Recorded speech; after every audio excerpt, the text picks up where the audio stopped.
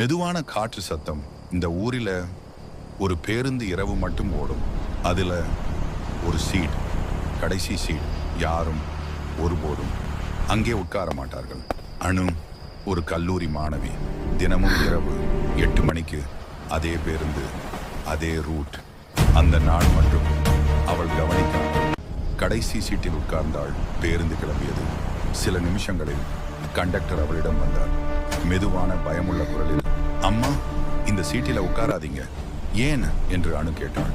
ஆனால் அவர் பதில் சொல்லவில்லை. பேருந்து ஓடிக்கொண்டிருந்தது.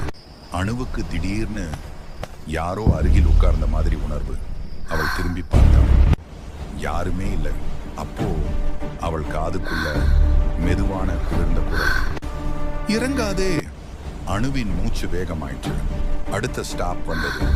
எல்லோரும் இறங்கினார்கள். ஆனால் அணு மட்டும் எழுந்திருக்க முடியவில்லை. அவள் கால்கள் அசையவே இல்லை.